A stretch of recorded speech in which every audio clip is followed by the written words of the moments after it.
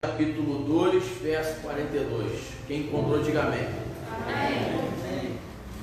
Está escrito assim: eles perseveravam no ensino dos apóstolos, na comunhão, no partir do pão e nas orações. Vamos orar? Senhor, primeiramente, eu gostaria de agradecer ao Senhor pelo privilégio de ministrar a Tua palavra. Te peço a Tua graça e a Tua misericórdia sobre a minha vida. Eu me refugio no Teu nome, Jesus. Estou escondido no Teu abrigo. Que a Tua sombra onipotente venha sobre a minha vida e o Espírito Santo de Deus tome posse da minha alma, toma posse do meu corpo, dos meus lábios, e que eu venha ministrar, meu Deus, a vida do Senhor aqui. Deus, não me importa se existem milhões de pessoas ou se existem 10 pessoas, o temor é o mesmo para pregar a Tua palavra. E estou extremamente temente ao Senhor Jesus aqui, porque a Tua palavra, meu Deus, é uma grande responsabilidade. E eu te peço, Jesus, que o Senhor tome posse da minha vida agora. Fala no meu lugar, Jesus. Fala através do meu lábio. Porque de mim, Senhor, só sai palavras, mas do Senhor sai vida para essa casa. Sai vida para cada um que está aqui. Sai vida para cada um que está assistindo em casa. E que a Tua vontade seja feita para a honra e glória do Teu nome, Jesus.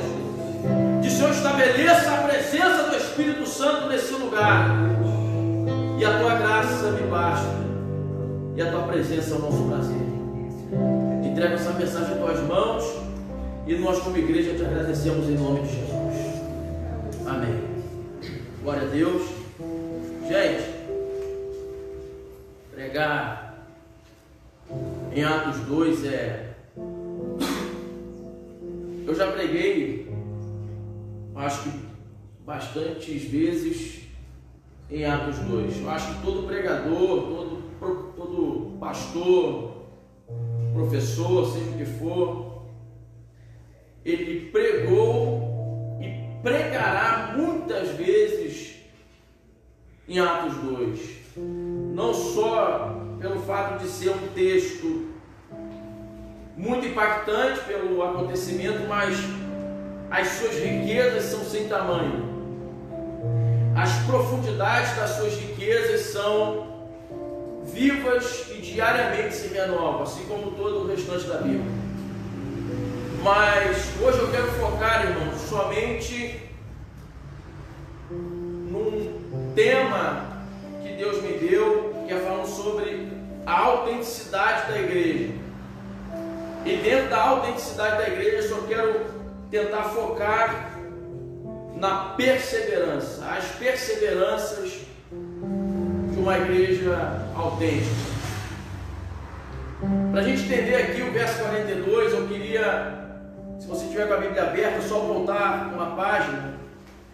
Eu vou tentar fazer uma pequena e breve exposição aqui de Atos, a partir do capítulo 1, nada muito teológico, mas para a gente introduzir a mensagem.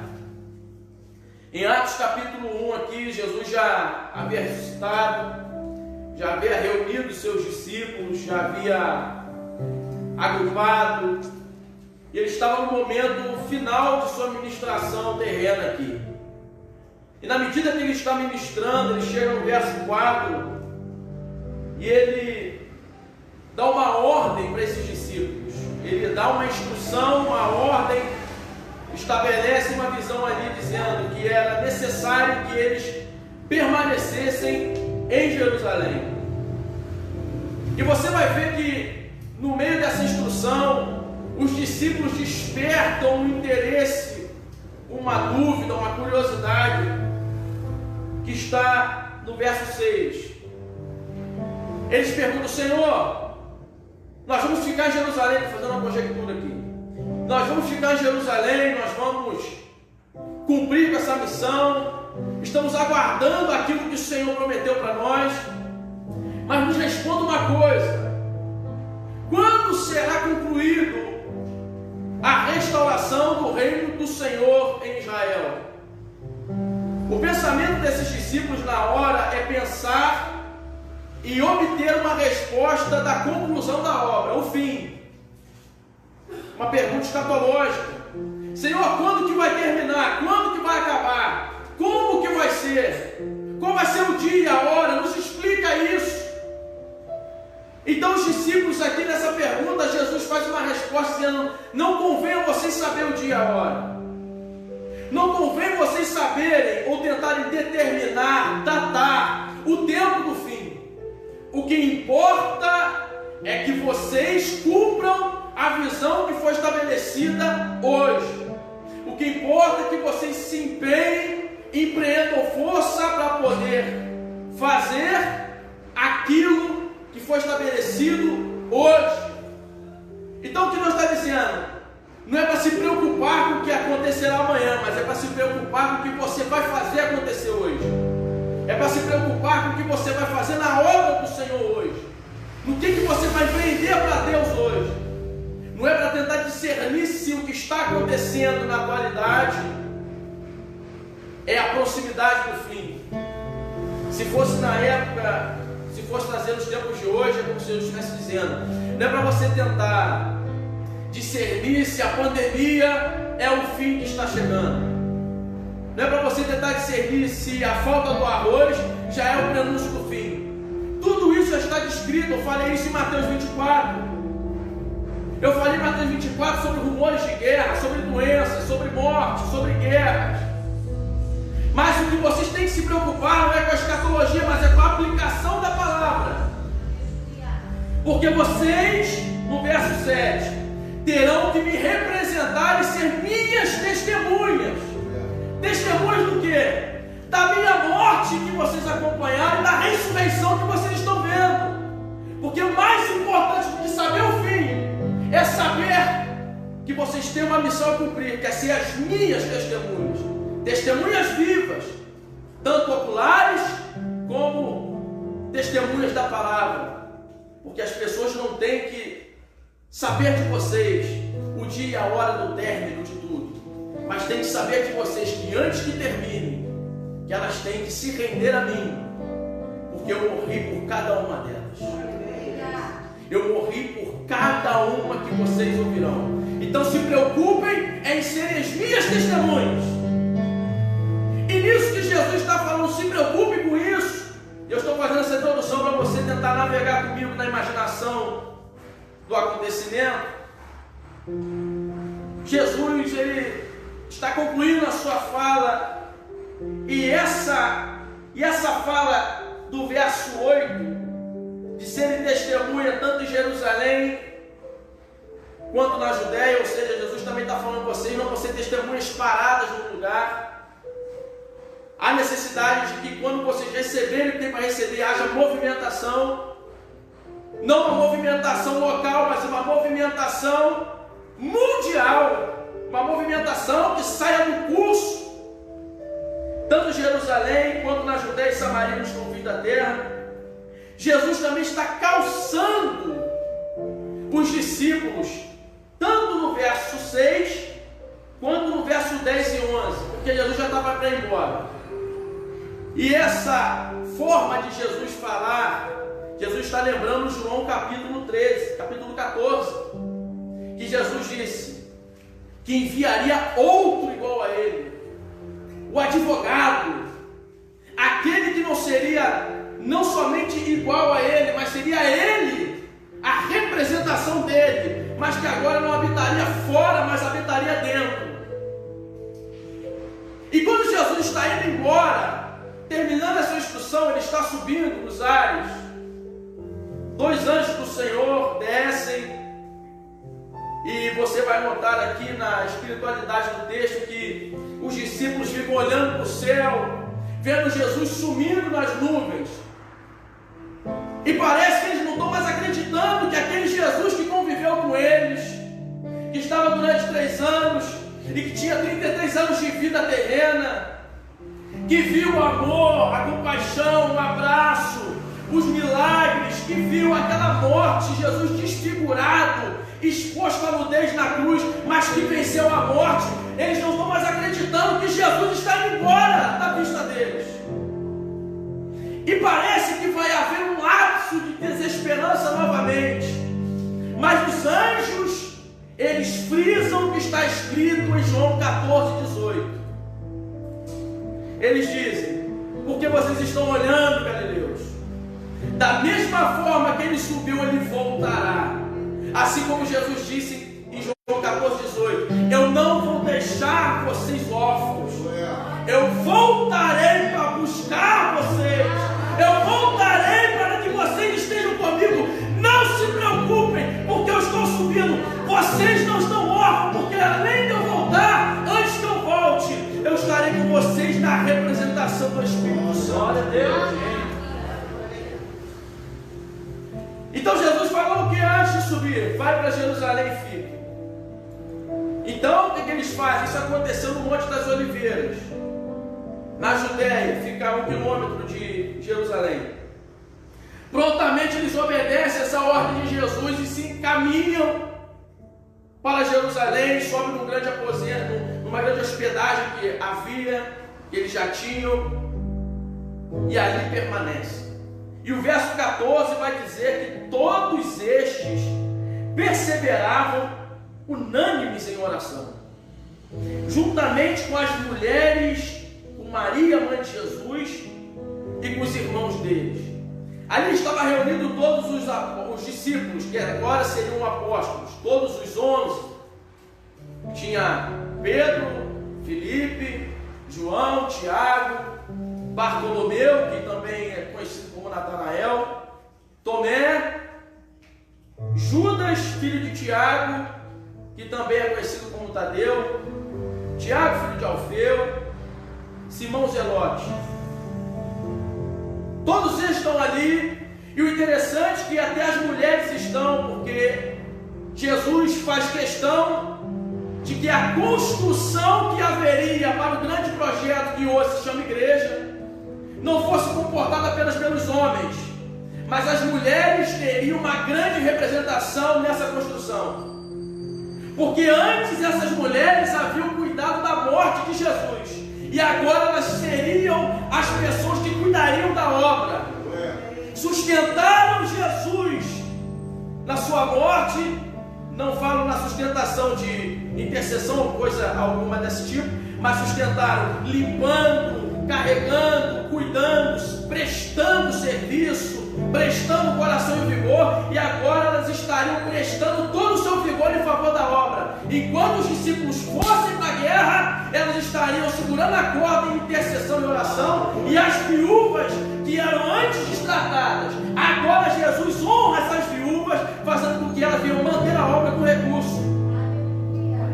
Então as mulheres têm valor, elas estão reunidas junto com os irmãos de Jesus, que antes duvidavam de Jesus, mas que agora fazem parte da construção que Colossenses vai falar, juntamente com Efésios capítulo 3, a construção do corpo de Jesus, representado na terra, aonde ele seria o corpo de Cristo, e Cristo cabeça. Mas agora você vai ver no verso 14 que é uma perseverança unânime. Uma perseverança unânime em oração. Essa perseverança na unanimidade está referida a um grupo que não está apenas reunido um com o outro, mas eles estão reunidos pensando no mesmo propósito. Há uma equalização na mente, há uma sintonia, há uma identificação, e essa perseverança unânime vai fazer com que eles não venham se reunir para fazer pedidos particulares. A oração que eles fazem juntos não é para fazer pedidos particulares. Não cabia nessa unanimidade eles se reunirem para falar: Deus abençoa a minha casa, Senhor abençoa meu trajeto, Senhor me dá aquilo, me dá isso. Não cabia nessa unanimidade. A unanimidade estava intrinsecamente em pedir para o todo, que era que fosse cumprida a visão estabelecida por Deus. E essa unanimidade é tão profunda que ela vai fazer com que os irmãos entendam a necessidade de levantar alguém no lugar de Judas Iscariote. Só que interessante que quando Pedro se lança para poder colocar alguém no lugar de Judas, essa unanimidade não permite que as pessoas que não fossem escolhidas ficassem com inveja ou com discórdia da escolha. E também a unanimidade não permite que aqueles que já eram escolhidos ficassem com sentimento de ameaça pelo fato de entrar alguém novo. Não há ameaça de ambos os lados, mas há uma concordância, porque o que estavam trazendo a união daquele povo, daquele grupo de 120 pessoas, não era uma identificação de um com o outro, mas era a causa. Era a causa que fazia eles estarem unidos. Era a causa que fazia eles estarem unânimes. Não é porque Bartolomeu gostava de Tomé mais do que gostava de João, mas é porque havia uma causa santa, havia uma causa de Cristo, havia uma causa do Evangelho, uma causa que transforma, uma causa que mudaria o percurso do mundo, uma causa que vai mudar ainda muitas pessoas, que atravessou séculos e atravessará para a honra e glória do Senhor Jesus. Isso é que faz eles estarem unânimes. E quando ele levanta Matias naquele sorteio, junto com Barsabás, você vê que Barsabás não é escolhido, quem é escolhido é Matias. Mas você não vê nenhuma oposição de Barsabás por não ter sido escolhido. Mas há um reconhecimento de que foi a vontade de Deus para aquilo. Porque ter sido escolhido, Matias ter sido escolhido, não está apenas na unanimidade do céu, mas está na unanimidade da terra. E era necessário, irmãos, eu estou falando disso, porque essa unanimidade na terra faz com que seja compatível com a unanimidade do céu. E que unanimidade do céu é essa? É representado pela Trindade. Eles são unânimes, eles são triuno. São três em um só, com o mesmo pensamento, com o mesmo propósito, cada um cumprindo suas funções distintas, mas eles estão equalizados, são um só. E era necessário que esses entendessem que para representar o corpo de Cristo, eles tinham que estar unânimes para estarem compatíveis com o Espírito Santo que iria construir a igreja através deles. E eles estão entendendo o propósito, eles estão perseverando. E depois da escolha de Matias, que não faz ele ser menor, porque chegou agora, faz ele ser igual, faz ele ser Jerusalém, mas ele não diz o dia, a hora que vai acontecer alguma coisa. Então, você vai ver que os 120 permanecem orando durante um dia, 2, 7 dias, já se passaram uma semana, 8 dias, 9 e nada. Nada acontece, mas eles estão perseverando unanimemente, sem uma pessoa sair do lugar, para que aquilo que Jesus havia prometido se estabelecesse e acontecesse. Eles estão ali orando. Quando chega no 10º dia, que vai representar o Pentecostes, o Espírito Santo de Deus é liberado. E ele vem como um som de um vento impetuoso, que você já conhece. Línguas são repartidas. E você vai ver que quando a casa é cheia do Espírito Santo de Deus, o estrondo do som, que representa o Espírito Santo de Deus sobre toda a carne, começa a atrair pessoas para o lugar. A unanimidade, a perseverança de estar unânime, fez com que viesse o Espírito Santo de Deus, sem que nenhum reclamasse daquilo que Deus estabeleceu, sem que nenhum arredasse o pé daquilo que Jesus confiou a eles. E eles estão ali agora recebendo e falando das riquezas do Senhor em outras línguas. Aí começa a vir a admiração e a surpresa de todos. Por quê? Eram só galileus, E vamos botar aí, o único que devia falar mais ou menos fluente aí era Mateus, que era publicano, Pedro, letrado, João, Tiago, pescador, Natanael, estava lá em Caná e querendo criticar quem vinha de Jerusalém, mas era outro simples. E as pessoas ficam perplexas. Então você vai ver aqui o movimento que o Espírito Santo de Deus faz acontecer quando ele desce na casa, gerar admiração e perplexidade. Admiração e perplexidade. E eles começam, mas como eles conseguem falar das riquezas do Senhor em nossas línguas?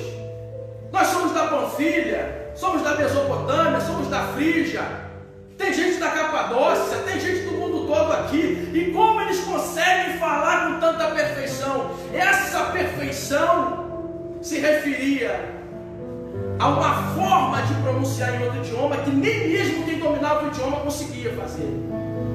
Era perfeito. Isso foi a primeira manifestação profética que se refere a missões. Porque a manifestação do Espírito Santo de Deus ali não estava empoderando aqueles homens para que houvesse um mover para todo mundo falar em língua estranha, mas era para ser testemunha, não só em Jerusalém, mas em todos os cantos da terra. Então essa representação de outros idiomas essa é a causa de vocês estarem sendo revestidos de poder, para que vocês me representem em outros lugares. Porque agora, quando eu me manifestei, Espírito Santo de Deus, fazendo a conjectura, as pessoas vieram de todo mundo para cá, mas chegará o dia que vocês vão ter que sair da zona de conforto para alcançar o mundo inteiro. Glória a Deus.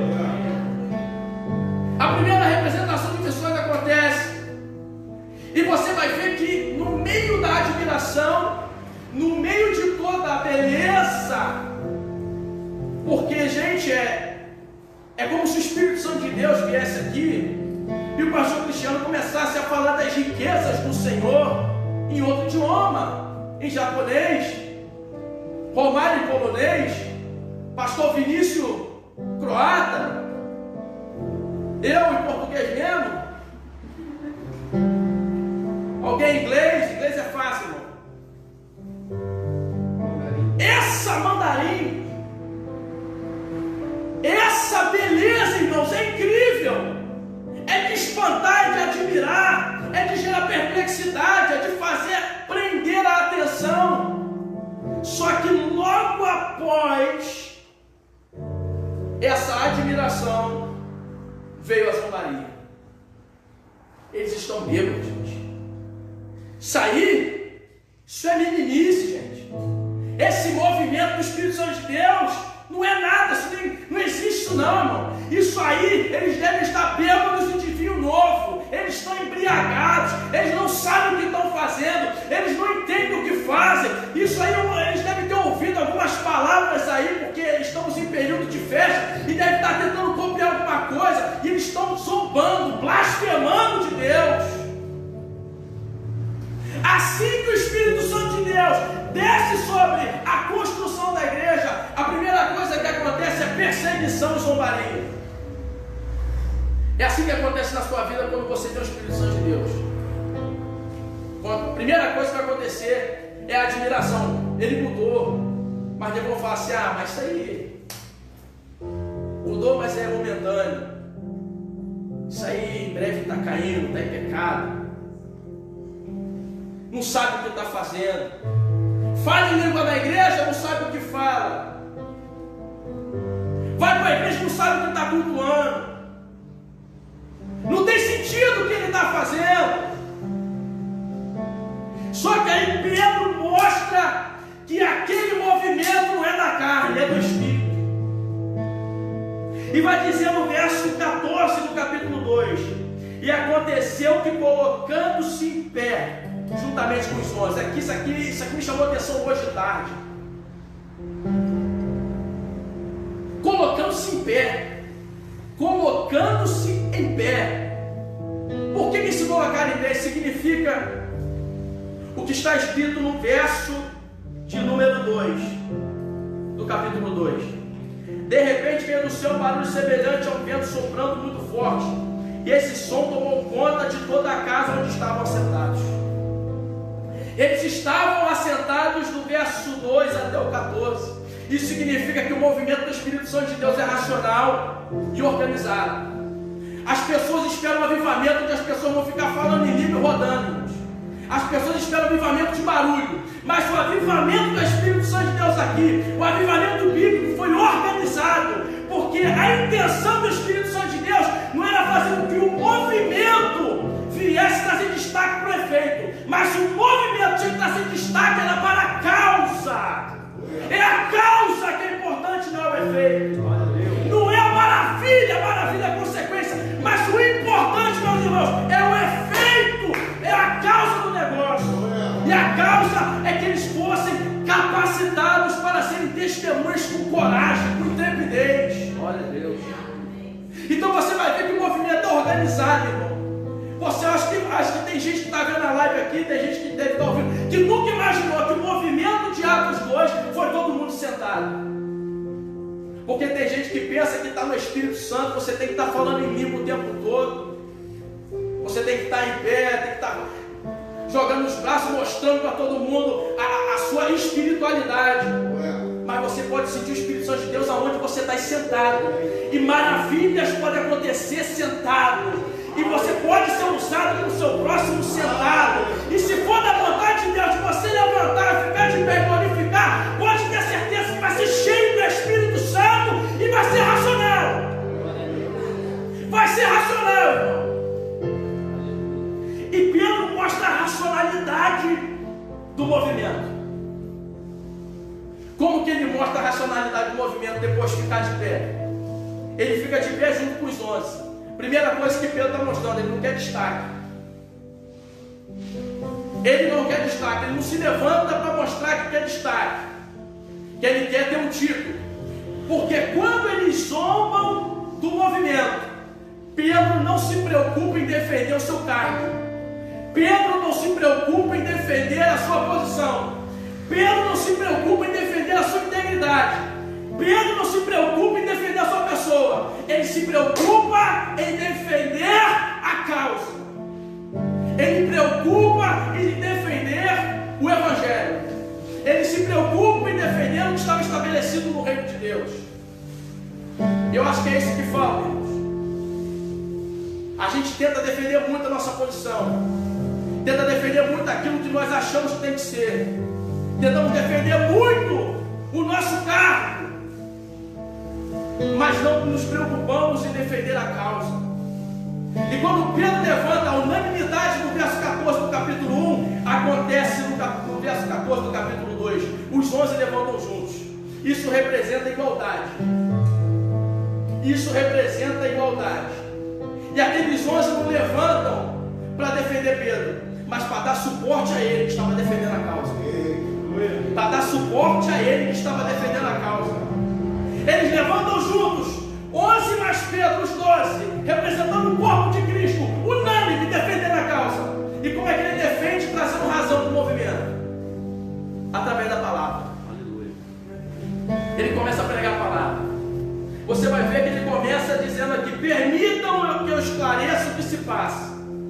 Dai, pois, atenção ao que eu vou falar. Aí ele começa citando Joel, gente. É tão interessante que o que dá sentido ao movimento é a palavra, que ele não fala o que ele acha. Ele começa citando a Bíblia. Ele começa citando a palavra. Ele começa citando Joel. Foi prometido que profetizado por Joel, que o Espírito do Senhor viria sobre toda a carne. E depois de ele começar a expor, falando que aquele movimento era uma promessa de Joel ministrada por ele, no capítulo 2, ele começa a falar de Jesus agora. Vocês conheceram Jesus, homem bom, íntegro, que realizou milagres, um homem que foi admirado por muitos, mas vocês viram como ele foi crucificado, vocês viram como ele sofreu. Ele era justo e foi colocado no madeiro como justo, se fazendo injusto. Mas só que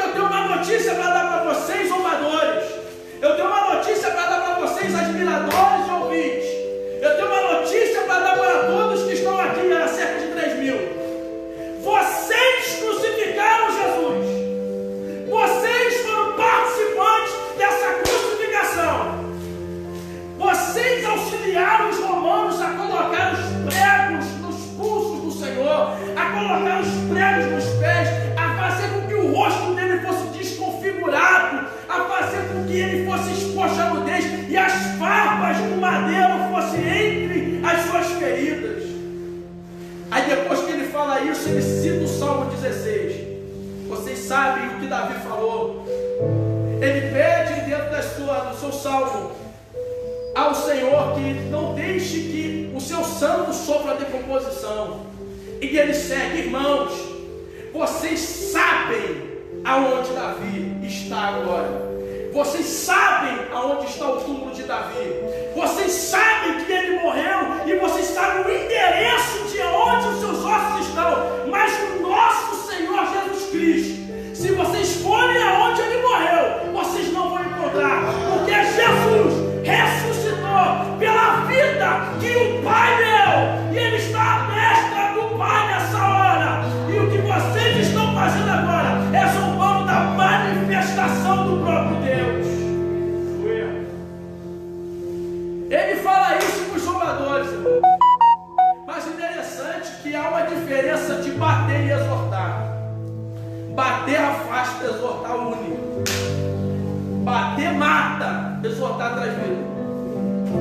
Ninguém vai embora, irmãos. Ninguém vai embora, irmãos. Ninguém vai embora, irmãos. Porque o que ele está pregando é aquilo que ele acha, é a palavra que ele está pregando. É a palavra que ele está pregando. E a palavra tem vida. Aí você vai ver a pergunta do verso 37. Ao ouvirem das palavras, ficaram agoniados no coração. Essa agonia é o quebrantamento, irmãos. O coração quebrantado. O Espírito Santo de Deus, ele não estava só se manifestando nos idiomas, mas estava manifestando agora dentro do coração das pessoas, através da palavra. E nisso, os caras falam assim: caros irmãos, o que devemos fazer? Você vai ver que chama de irmão. Caros irmãos. A palavra foi tão acolhedora que fez com que, mesmo que eles não percebessem, mas fez com que fosse permitido no subconsciente deles chamarem os discípulos de irmãos, porque a palavra foi acolhedora. Pedro não estava querendo julgá-los, mas estava mostrando o pecado e a solução. O que vamos fazer, irmãos? O que nós vamos fazer nessa hora?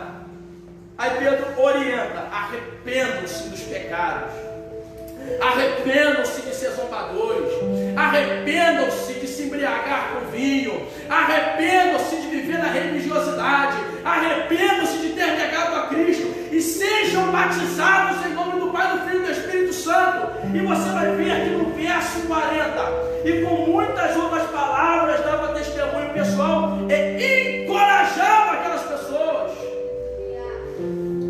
A autenticidade da igreja que estava sendo formada se deu primeiramente no Espírito Santo de Deus, na perseverança unânime do capítulo 1 e na palavra. Porque o que dá sentido no mover do Espírito Santo de Deus na igreja é a palavra.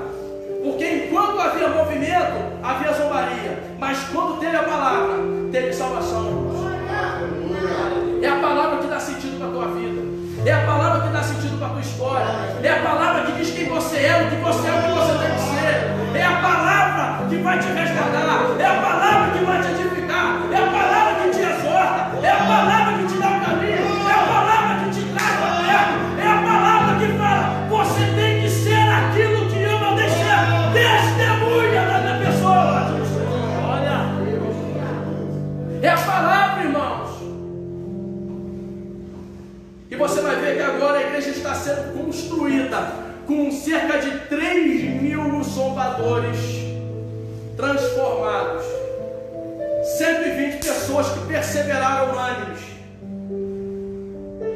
E agora a igreja começa a sua história, irmãos, para ser autêntica, para ser uma igreja que a unidade foi trazendo a unicidade, ou seja, ser única, diferente, santa, separada, ser uma igreja revestida, glorificada, exaltada. se esconde debaixo da sombra do Onipotente. É uma igreja que não se esconde na caverna, mas é escondida no esconderijo. Porque há uma diferença de uma igreja que se esconde e uma igreja escondida. Quando você se esconde, você perece, mas quando você é escondido, não falta carne, não falta pão, não falta água. Então essa é uma igreja totalmente autêntica, porque ela é cuidada por aquele que chamou. Glória a Deus. E é uma igreja que pode ter os seus medos, mas a sua fé perseverante faz com que a coragem seja maior que o medo. Porque ter fé não é ausência de medo, ter fé é superar todos os medos. Glória a Deus. Sabendo que o que vai vir é pesado, mas que você tem todo o suporte e segurança do Altíssimo para continuar a jornada. E eles perseveraram no ensino dos apóstolos. Perseverança é uma atitude, irmãos, que exige esforço extraordinário, empenho, exige de nós um vigor, exige de nós uma atenção que faz com que aquilo que nós estamos perseverando é urgente e prioridade. Então essa igreja está sendo construída autêntica, debaixo da graça e do poder de Deus, debaixo do Espírito Santo de Deus, que foi construída através de unidade, oração e palavra. Ela entendeu que ela tinha que perseverar nessa palavra que os alcançou. Agora, perseverar na palavra é entender que essa palavra estava sendo perseverada para poder multiplicar futuramente. Porque eles entendiam que a palavra, conforme Tito capítulo 2, verso 1, é a sã doutrina. Eles entendiam que a palavra, ela faz com que quando nós estamos fundamentados e perseverantes na palavra, nós não dependemos de circunstâncias para ser feliz. O cristão autêntico, único, separado, santo, não precisa de circunstância para ter felicidade. Não precisa saber se vai estar bom ou se vai estar ruim. Não precisa saber se vai estar com doença ou se vai estar com saúde. Não precisa saber se vai ser perseguido ou se vai ser exaltado. Se vai ser desmerecido ou se vai ser honrado. Para ele pouco importa, porque a alegria dele não está fundamentada na circunstância, mas está fundamentada na palavra. É a palavra que dá estabilidade para ele ser feliz em qualquer circunstância, assim como Paulo estava feliz dentro da prisão. O povo de Tessalônica estava aflito do lado de fora. O povo de Tessalônica, o povo de Éfeso, estava aflito do lado de fora, com dúvidas inúmeras.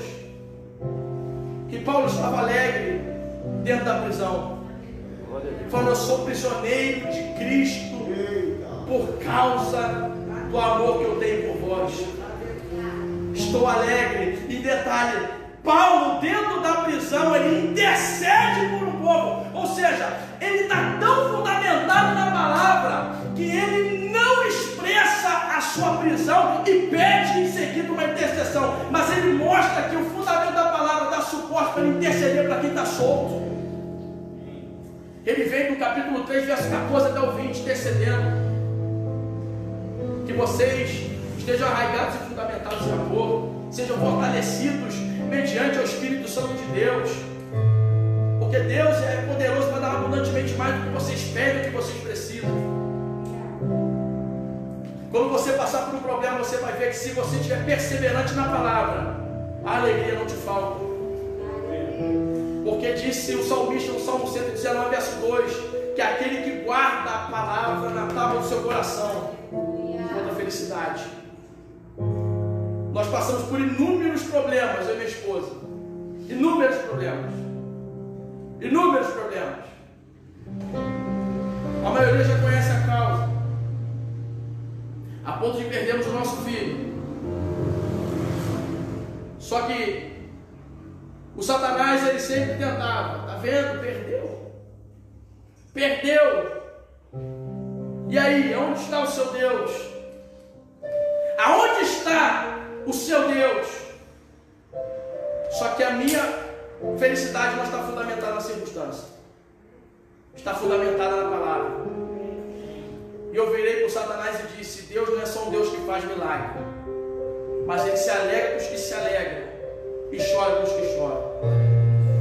É a palavra que nos deu sustento para estar aqui hoje.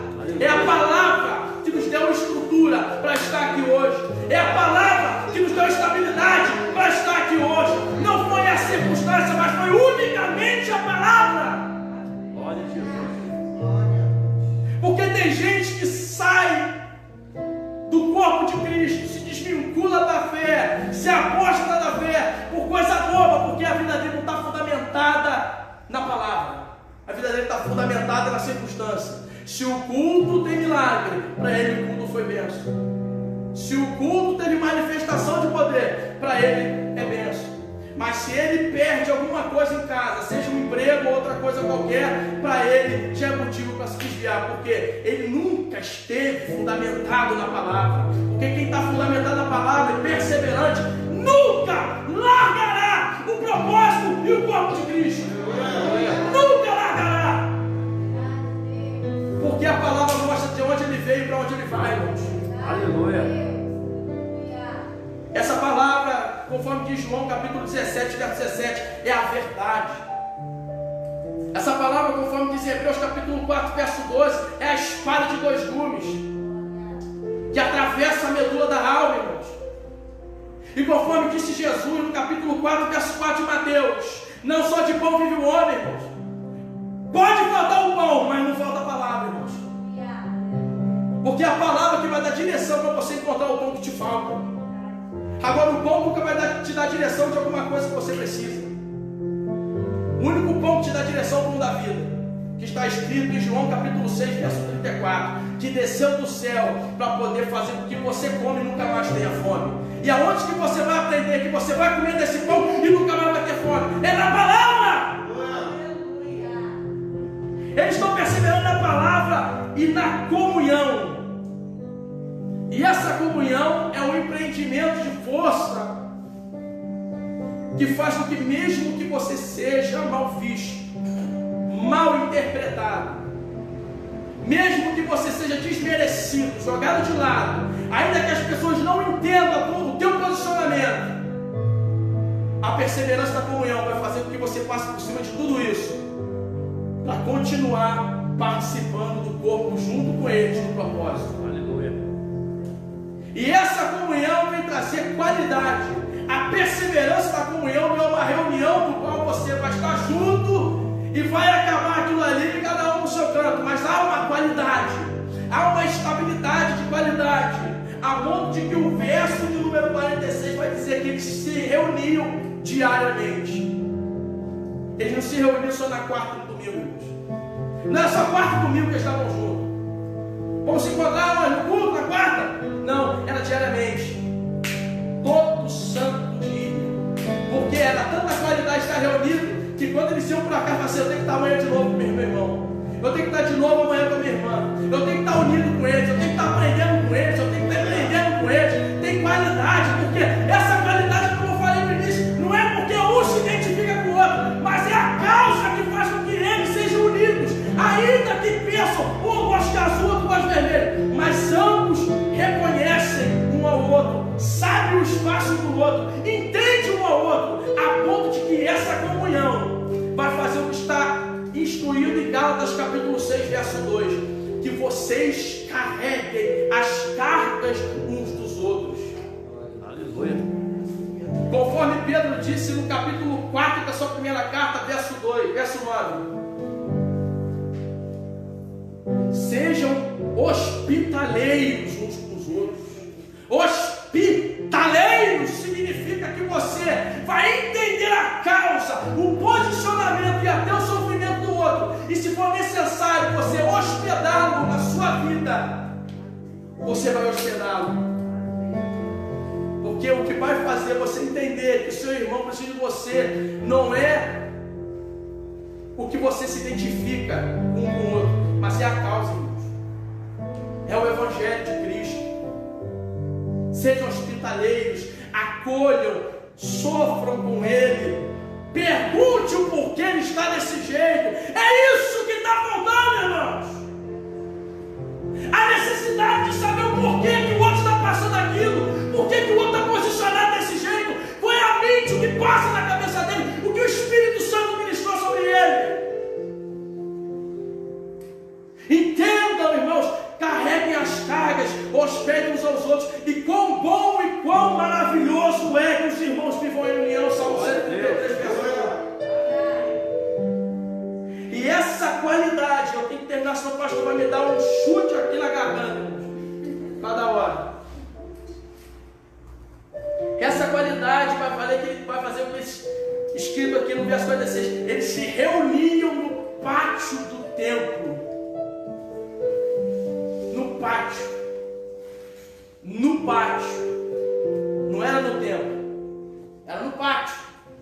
Só que você está imaginando que se reuniram uma vez no pátio. Antes, está escrito diariamente. Podia estar chovendo, podia estar sol, eles estavam no pátio. Podia estar nevando, podia estar tempestade, podia estar um calor de rachar, podia ter água, faltar água, podia não ter assistente lá de fora, eles estavam no pátio reunidos. Isso significa que quando você tem uma reunião com os irmãos de qualidade, a ponto de que um entende o outro por causa da causa, o lugar se torna irrelevante, irmãos. O lugar é irrelevante, porque a qualidade aonde quer que esteja reunido. Se está reunido do lado de fora e tem qualidade, está bom demais, estamos cumprindo o propósito. Está reunido lá de dentro, está cumprindo o propósito. Tem todas as aparelhagens, está com qualidade, estamos dentro do propósito. Não tem, mas tem qualidade, então tem propósito para ser cumprido e tem harmonia entre os irmãos, porque eles não dependem de aparelhagem, eles não dependem de estrutura, eles não dependem de telhado, eles não dependem de pregador de fora, eles não dependem de cantor de fora, eles não dependem de festividade, não dependem de campanha, não dependem de congresso, eles só dependem da palavra, do Espírito Santo e da comunhão com os irmãos. É isso que faz a igreja ser autêntica. A autenticidade é essa, irmãos. Perseverar a ponto de um lugar ser irrelevante. A ponto de se tem ou não tem é irrelevante, porque tem o irmão. A ferramenta mais importante da igreja está do seu lado.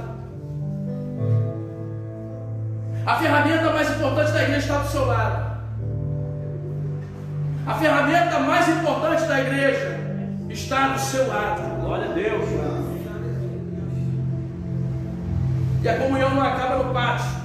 Partiu o pão em suas casas. Isso significa que o tempo não era o limite. No pátio, a comunhão com os irmãos era para ter comunhão com Deus. E nas casas era para ter comunhão uns com os outros. Eles partiam o pão e havia sentido na Santa Ceia, porque um entendia o outro. A ponto de que o verso 45, o verso 44 vai dizer: todos queriam estar unidos e tinham tudo em comum, vendiam as suas propriedades e bens e dividiam o produto entre todos. Eu não posso ver o meu irmão passando necessidade e eu falar que Deus vai providenciar. Deus providencia para o seu próximo através do que você tem. Deus providencia a solução para o outro através daquilo que você tem, através daquilo que você conquistou. Porque tem muita gente que fala assim: tudo que eu conquistei é para a obra, mas quando é para usar para a obra, hoje não dá. Então, se peraí, se o que você conquistou você declarou que é para a obra, não importa o dia e a hora, você tem que utilizar quando a obra necessita. Agora você tem que fazer o seguinte: não, o que eu ganhei, o que eu conquistei não é para a obra, é meu. Deus me abençoou, amém. Deus não vai te jogar para o inferno por causa disso. Mas a partir do momento que você declara das duas uma, ou você tem que cumprir o que você declarou, ou você é um falso espiritual, uma falsa espiritualidade. Porque Pedro era queria mostrar que tinha o cargo de apóstolo. Quando uma pessoa é santa, ela não precisa falar que é santa, ela é e acabou. Quando a pessoa é pastor, ela não precisa falar que é pastor. Ninguém precisa chegar para o pastor Vinícius e falar assim: o senhor o quê? As pessoas já olham para o pastor Vinícius e falam assim: pastor. Por quê? Porque ele não precisa falar o que ele é e acabou. Então, se você não tem um coração generoso, ou então se você ainda tem os seus medos de declarar aquilo para a obra, não declare, irmãos. Meu Deus. Não declare. Seja sincero com Deus. Mas se você declarou, Deus um dia vai falar para você: eu preciso do teu carro para poder atender a necessidade do outro. Não, Senhor, vai abençoar ele com o carro. Não, eu quero o seu. Porque é o seu que você falou que é para a obra. É o seu que você declarou que é meu. Será que você está quebrando uma aliança? E aqui eles faziam isso. Eles viam: eu não posso ver meu irmão passar necessidade. Vamos repartir, vamos entregar. E se a gente não tiver algo para repartir, vamos procurar na padaria, vamos fazer uma parceria, vamos fazer alguma coisa, mas nós vamos fazer com que o sustento chegue. E para chegar ao fim, é 1 João capítulo 3, verso 16. 1 João vai dizer que você tem que entregar, que Cristo entregou a sua vida por nós, e da mesma forma nós temos que entregar para o nosso próximo. Como vamos entregar a nossa vida para o próximo se a gente primeiramente não entregou a vida para a causa? Deus fez uma ordem. Marcos 12, 30. Amarás teu Deus acima de todas as coisas, com toda a tua força, com toda a tua alma, com todo o teu entendimento, com todo o seu coração. Depois que ele vai falar de amar ao próximo como a ti mesmo. Por que é essa ordem? Porque quando você se entrega para a causa, o amor que você ama o próximo não é o seu amor, mas é o amor de Cristo ministrado na sua vida. Então é necessário, irmãos, que nós venhamos perseverar na palavra primeiro, porque é a palavra que vai nos fazer encaixar com amor, com todo o coração, entendimento e alma ao Senhor Jesus. Partiu o pão e perseveravam nas orações. A oração era conjunta, porque crer junto impede orar junto. Não havia perseverança de oração de cada um no seu secreto. Não havia perseverança de oração cada um na sua casa. Mas a perseverança na oração era junta, unida, mostrando que há uma necessidade de a igreja junta estar constantemente orando, perseverando na oração juntos, porque se nós cremos juntos, nós temos que orar juntos. Então é essa as características que tornam a igreja autêntica. E você vai ver que logo em seguida a alma de cada pessoa havia pleno temor. Isso significa, você pode até ficando de pé para fingir que eu estou acabando.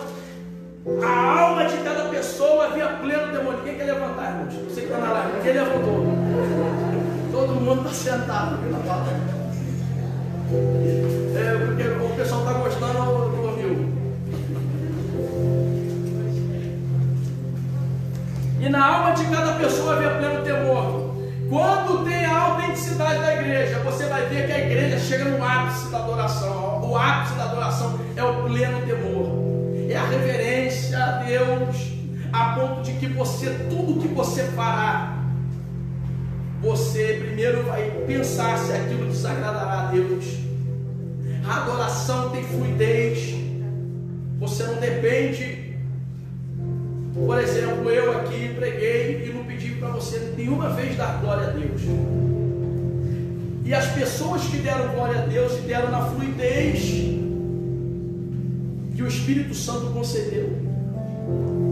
Você não foi manipulado por técnica para glorificar o nome. Houve fluidez. Isso é uma autenticidade da igreja santa e separada. Há uma fluidez na adoração. Eu não preciso falar, irmãos, glorifica o Senhor aí. Se você glorificar, se ninguém mandar vida. Você glorifica porque você sentiu a vontade, você sentiu o desejo, você está inspirado para aquilo, e porque isso significa que o Espírito Santo de Deus, ele não te deixa tua mente cativa, ele te deixa livre, porque tem dia que você está chateado, tem dia que você está sem força, tem dia que você está doente, está enfermo, tem dia que você não se sente inspirado para isso, mas quando Jesus, o Espírito Santo de Deus, entra, independente da circunstância, quando você glorifica a Deus, o teu próximo consegue enxergar a vida saindo do teu lábio, consegue enxergar o Espírito Santo de Deus glorificando. E quando você começa a falar em outras línguas, se você tem um dom, as pessoas começam a notar, esse só pode ser o Espírito Santo de Deus na vida dessa pessoa. E para fechar vai dizer, e muitos feitos extraordinários, sinais maravilhosos eram realizados pelos apóstolos. Verso 47, louvando a Deus por tudo, sendo estimado por todo o povo, e assim a cada dia o Senhor juntava a comunidade, as pessoas que iam sendo salvas. Duas coisas acontecem quando a igreja persevera em unanimidade, na palavra, na comunhão e na oração. Ela não se esforça para fazer milagres, ela não se esforça para acontecer sinais, eles apenas acontecem. Eles apenas acontecem. Tem palavra, tem sentido, os sinais apenas acontecem. Não vai precisar de um paralítico aqui na frente e eu ficar tentando me esforçar para que ele seja curado. Se ele tiver que ser curado, será curado e acabou. Porque os sinais eles seguem, as maravilhas acontecem, mas o mais importante não é os milagres e as maravilhas, mas é o verso 47, é as pessoas serem salvas. E quando elas forem salvas, irmãos, não vai precisar a gente se preocupar em estender a tenda para acomodar mais pessoas, mas vai ser natural. Quanto mais pessoas vão entrando, mais a tenda vai se alargando. Quanto mais pessoas vão entrando, mais a tenda vai se alargando. E a gente vai começar a entender que a gente não precisa mais se preocupar com a estrutura que nós temos, mas temos que se preocupar com a causa que foi confiada a nós. Vamos orar? Você foi chamado para ser autêntico. Você foi confiado para ser uma testemunha de Jesus. Você foi chamado para ser santo. E santo significa separado. Santo não é aquele que peca menos. Santo é aquele que está vivo. A diferença do santo para o pecador é que o pecador peca e não sente dor. O santo, quando peca, ele sente dor, porque o santo está vivo. Só sente dor quem está vivo. Só sente dor quem está separado. Só sente dor quem foi chamado. Só sente dor quem foi escolhido. Só é cheio do Espírito Santo quem se coloca na brecha para ser testemunha do Senhor. E você foi chamado para isso. Você quer ver um teste? Tem alguém aqui que não é evangélico? Tem? Levanta a mão. Tem alguém aqui que nunca morreu para Jesus? Nunca morreu para Jesus? Todos já morreram para Cristo? Todos já são batizados, estão no caminho do batismo? Essa é a prova cabal de que essa palavra não é para poder falar com quem vai vir, mas é para falar com quem veio. E quem veio foi você. Você foi chamado para ser autêntico, para perseverar na palavra, perseverar na pregação da palavra, para poder superar os seus medos. E se ainda vir um exército do Satanás, a perseguição, faltar o arroz na tua casa, faltar saúde na tua família, você não vai ser impedido de dar continuidade no propósito, porque quem começou a boa obra, Filipenses capítulo 1, verso 2, é fiel para cumprir, é fiel para terminar. E ele começou na sua vida e ele vai terminar na sua vida. Em breve ele vai mostrar para nós: meus irmãos, meus filhos, vocês não são órfãos, eu já estou chegando para buscar cada um de vocês. Quem vai ser autêntico? Eu, você. Vamos orar. Há muitas coisas que eu poderia falar, mas já é o suficiente. Senhor, a tua graça nos basta. O avivamento, Senhor, às vezes parece tão longe devido à maldade que opera na terra. O príncipe desse mundo está conquistando inúmeros territórios, Deus. O príncipe deste mundo condenado está, meu Deus, feroz, porque ele consegue sentir que o Senhor já está chegando e que os teus pés já estão quase na atmosfera dessa terra. Meu Deus, a falta do arroz e essa pandemia são sinais de que o fim está próximo.